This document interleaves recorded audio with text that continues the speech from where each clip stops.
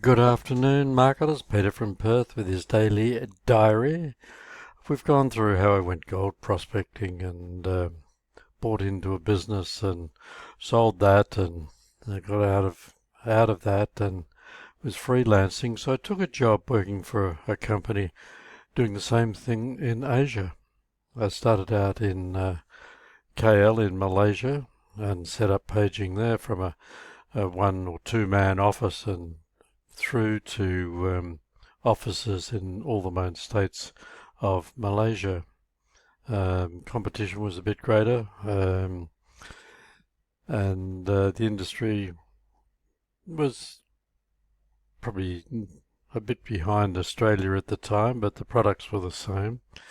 The company I worked for was setting up offices in Thailand, in Jakarta, in the Philippines, and they had applied for an office in China. China's a different country, and they rang me one day and said, "Look, we want you to go to China. Um, we had a contract there, but it looks like falling over. We want you to renew, get a new contract. Once you go today." And I'm stuck in KL where the temperature is 35 degrees and in t-shirts, and I'm going to a climate that's minus 20 below, um, up the top of China in a place called Shenyang. So I ran around, I bought some jumpers and caught a plane to China, and we went to go up to Shenyang by plane, but the weather wouldn't allow the flights. And I'd met an American guy there that was going with me, and we couldn't get a flight, so we said, let's catch a taxi. The taxi was a 24-hour drive from wherever we were, I can't remember now, through ice, through snow, overnight, the driver going to sleep, skidding out on black ice. And then we got there, and then my world began. China is a different place, and if there's any Chinese watching this, you'll understand. The culture shock was massive. But there we were.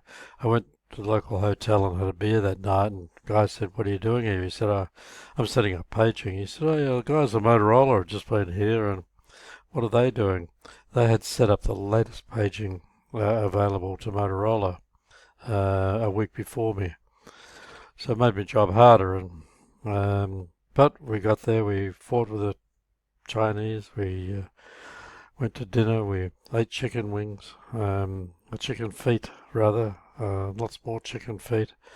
Um, we had to go by car on one of their freeways. It was a new Camry, it was pretty good. And the guy next to me, as we're going out, he said, "How fast we're going, Pete?" I said, "About 100. He said, "But what's that in miles per hour?" I said, "That is miles per hour." "Stop this car, I want to live." They had total disrespect for all laws. Apologies to China, this was a little while ago. Things have changed, I know. Um, the long and short of it all, we got a license, but never used it, never got to China. We're also at that stage starting up in India, and I begged for the job in India. I would love to have had it, but it was given to someone else who missed out.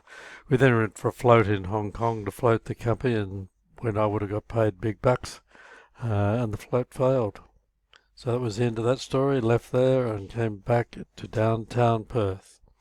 That's the next last, not the last adventure in my stories. There's more to come.